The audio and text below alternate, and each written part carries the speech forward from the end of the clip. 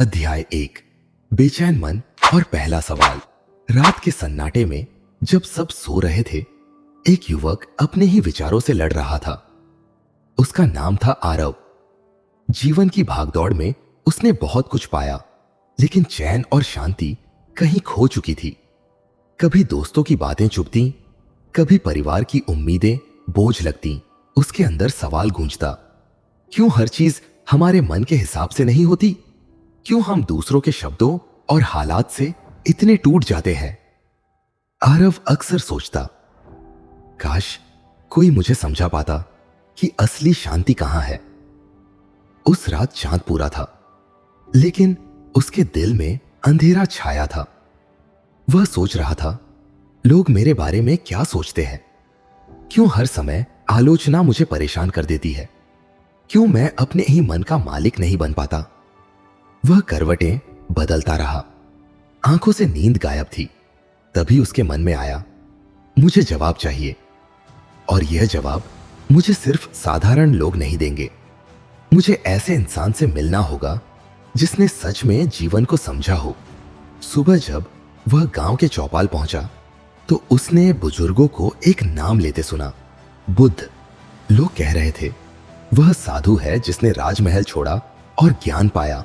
उसके पास जाने वाले खाली हाथ नहीं लौटते। उसे सुनकर जीवन बदल जाता है। आरव का दिल धड़क उठा। क्या वही मुझे समझा पाएंगे? क्या वही मेरे सवालों का जवाब देंगे? कुछ दिनों तक वह सोचता रहा। डर भी था, अगर वहां जाकर भी कुछ न मिला तो। लेकिन भीतर की बेचैनी इतनी गहरी थी कि उसने कदम बढ़ा ही दिए।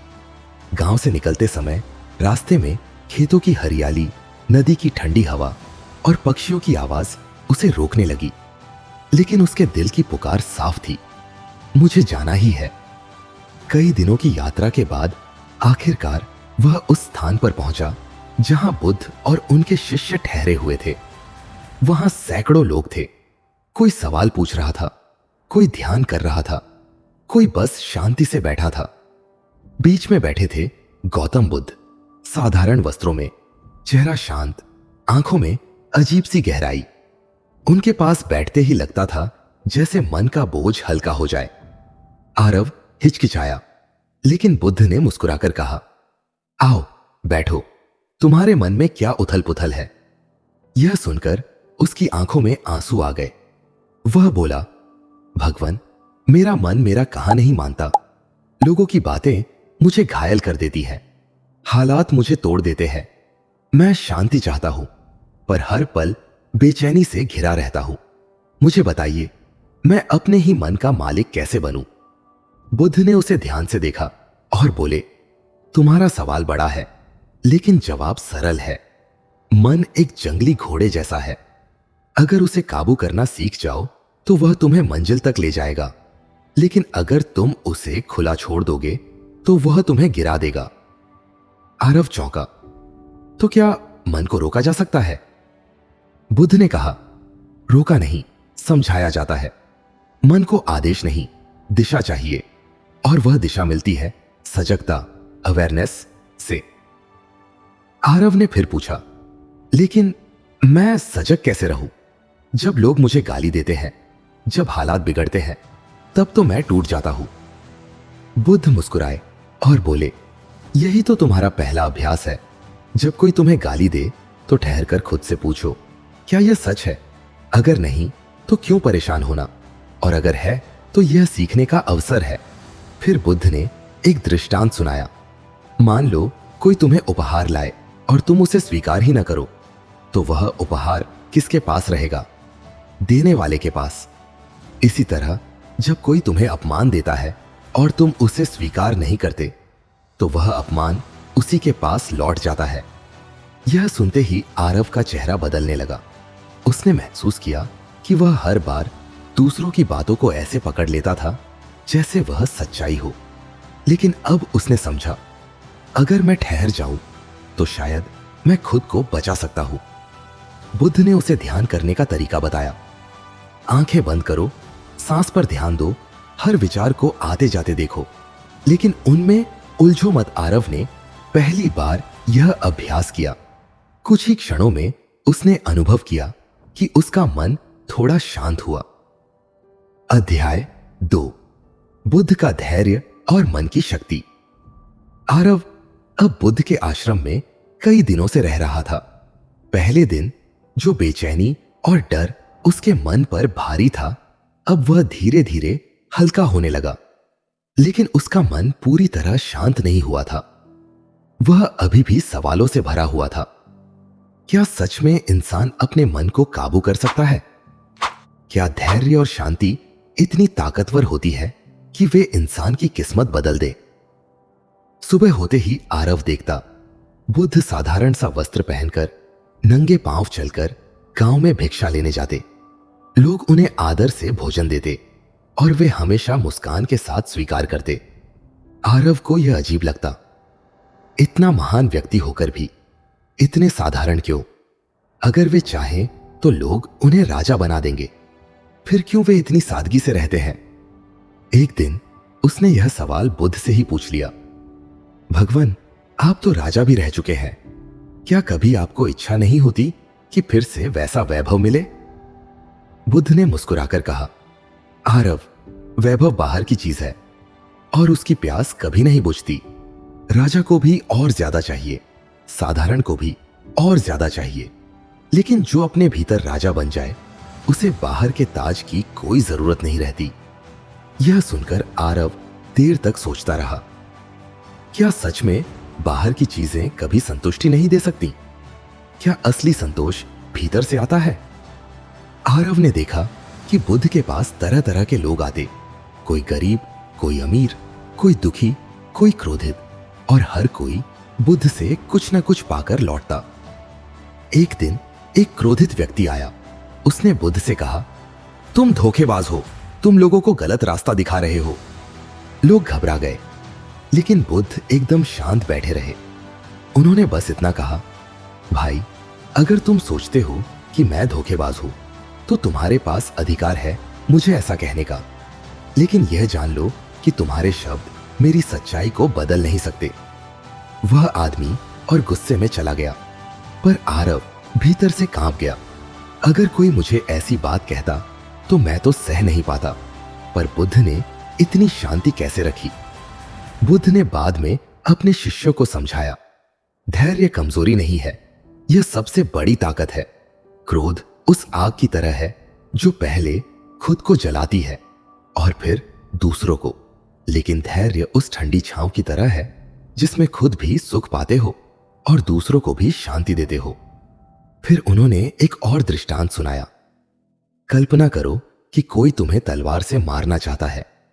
अगर तुम भी तलवार निकालकर लड़ोगे तो दोनों घायल होंगे, लेकिन अगर तुम धैर्य से उसका हाथ रोक लो तो न तुमको चोट लगेगी न उसे। यही धैर्य की शक्ति है। यह सुनकर आरव ने सोचा, मुझे भी धैर्य की ताकत को आजमाना होगा। अगले दिन जब वह गांव से पानी भरकर लौट रहा था तो रास्ते में कुछ लोग उसका मजाक उड़ाने लगे।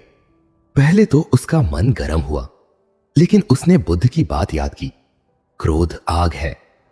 उसने गहरी सांस ली और चुपचाप आगे बढ़ गया। दिल में हल्की सी जलन जरूर हुई, लेकिन जब वह नदी किनारे पहुंचा तो उसके मन में अजीब सी राहत थी। वह सोचने लगा, अगर मैं जवाब देता तो लड़ाई होती, लेकिन चुप रहकर मैंने खुद को बचा लिया। उस शाम बुद्ध ने सभा में कहा, मन सबसे बड़ा मित्र है और सबसे बड़ा शत्रु भी। अगर मन तुम्हारे नियंत्रण में है तो तुम संसार को जीत सकते हो, और अगर मन तुम्हें नियंत्रित कर रहा है तो तुम खुद से भी हार जाओगे। उन्होंने आरव को देखा और पूछा, आज तुमने धैर्य का अभ्यास किया? आरव ने शर्माते हुए सिर झुका लिया और बोला, हां, और मुझे लगा जैसे मैंने खुद को जीत लिया हो। बुद्ध मुस्कुराए, यही शुरुआत है। मन की शक्ति तभी मिलती है जब हम हर परिस्थिति में सजग और धैर्यवान बने रहें। अब बुद्ध ने उसे ध्यान का दूसरा चरण सिखाया। आंखें बंद करो, अपने विचारों को आते जाते देखो, लेकिन इस बार सांस के साथ साथ भावनाओं को भी देखो। अगर गुस्सा आए तो बस देखो, गुस्सा है। अगर दुख आए तो देखो, दुख है। आरव ने यह अभ्यास किया। धीरे धीरे उसने महसूस किया कि भावनाएं भी बादलों की तरह हैं, आती हैं और चली जाती है, पर मन का आकाश स्थिर रहता है। अध्याय 3। कठिन परीक्षा। जब हालात बिगड़े, बुद्ध के आश्रम में कई सप्ताह बिताने के बाद अब आरव को लगने लगा था कि उसने अपने मन पर काबू पाना शुरू कर दिया है। गुस्सा कम हो चुका था, मन थोड़ा स्थिर हो गया था और चेहरे पर एक नई शांति दिखाई देने लगी थी। लेकिन जीवन कभी बिना परीक्षा के किसी को आगे नहीं बढ़ाता। जो सीख तुम पाते हो उसे जीवन किसी ना किसी तरह परखता जरूर है।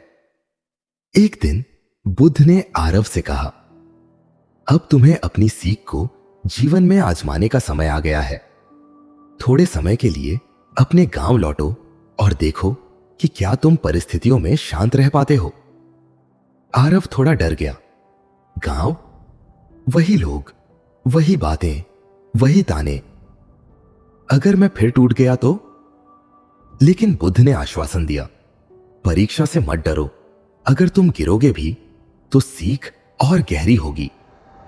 गांव लौटते ही आरव का स्वागत अलग अंदाज में हुआ। कुछ लोग उसे देखकर हंसने लगे। अरे, साधु बनने चला था, क्या अब प्रवचन देगा? किसी ने ताना मारा। काम धंधा छोड़कर ध्यान करने चला गया था, अब लौट आया। ये वही बातें थीं जो पहले उसे भीतर तक तोड़ देती थीं। लेकिन इस बार उसने गहरी सांस ली और चुपचाप मुस्कुरा दिया। घर पहुंचा तो परिवार भी खुश नहीं था। पिता ने गुस्से में कहा, हमने सोचा था तू हमारी इज्जत बढ़ाएगा, पर तू तो भीख मांगने वालों के पास जा बैठा। लोग क्या कहेंगे? मां की आंखों में आंसू थे। बेटा, तू क्यों हमें छोड़ गया था? आरव का दिल भारी हो गया। वह चुप रहा, लेकिन भीतर से कांप रहा था। क्या मैं सच में गलत हूं? क्या बुद्ध की राह पर चलकर मैंने अपनों को दुखी कर दिया? कुछ दिनों बाद गांव के चौपाल में बहस छिड़ गई। लोग कहने लगे, आरव अब आलसी हो गया है, काम नहीं करता, ध्यान से क्या पेट भरता है। किसी ने जोर से कहा, बुद्ध जैसे साधु लोगों को भटकाते हैं और ये लड़का भी बहक गया है। यह सुनकर आरव का खून खौलने लगा। उसका मन चीखना चाहता था, तुम्हें क्या पता बुद्ध क्या है? तुम्हें क्या समझ है शांति की? लेकिन उसी क्षण उसे बुद्ध के शब्द याद आए, क्रोध आग है, धैर्य छांव है। उसने अपनी मुट्ठियां भींच ली और चुपचाप बैठा रहा। दिल में तूफान था, लेकिन चेहरे पर शांति। उस रात अकेले बैठकर वह फूट फूट कर रोया। क्यों लोग समझते नहीं? क्यों मैं हमेशा सबको साबित करने में लगा रहता हूं? क्या सच में यह रास्ता सही है? उसका मन डगमगाने लगा। उसे लगा जैसे उसकी सारी मेहनत बेकार जा रही हो। अगले ही दिन वह फिर बुद्ध के पास लौट गया। उसने रोते हुए कहा, भगवान, मैं हार गया। लोगों की बातें मुझे अंदर तक जला देती हैं। मैं धैर्य रखता हूं, लेकिन भीतर से टूट जाता हूं। क्या मैं कभी सच्ची शांति पा पाऊंगा? बुद्ध ने शांति से उसकी ओर देखा और बोले, आरव, तुम हार नहीं रहे, तुम सीख रहे हो। धैर्य का मतलब यह नहीं कि तुम भीतर से भी तुरंत शांत हो जाओगे। धैर्य का मतलब है भीतर का तूफान होते हुए भी बाहर का कदम स्थिर रखना। धीरे धीरे भीतर भी शांति आ जाएगी। बुद्ध ने उसे एक गहरी शिक्षा दी।